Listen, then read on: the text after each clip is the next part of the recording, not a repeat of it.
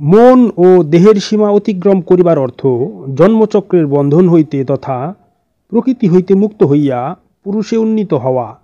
ইহা আত্মিক শক্তি সাপেক্ষ ব্যাপার। ইহার অপর নামই হচ্ছে মরিবার আগে মরিয়া যাওয়া। ঐকান্তিক সালাদ প্রক্রিয়ার সাহায্যে এই শক্তি অর্জন করা সম্ভবপর হয়ে থাকে।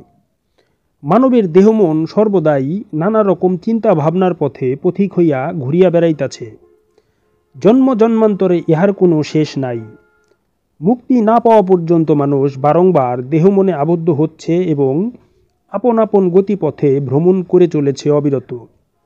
এই ভ্রমণ পথ অতিক্রম করতে চাহিলে অর্থাৎ শেষ করিতে চাহিলে লা অর্থাৎ না এর সাধনা তথা জন্মচক্র হইতে মুক্তিলাভের সাধনা করতে হবে। তাহা হইলে আত্মিক শক্তির অধিকারী হইয়া জন্মচক্র হইতে মুক্ত হওয়া যাইবে। এই শক্তি অর্জনের মূল অবলম্বন হইল সালাত তথা দায়েমি সালাত।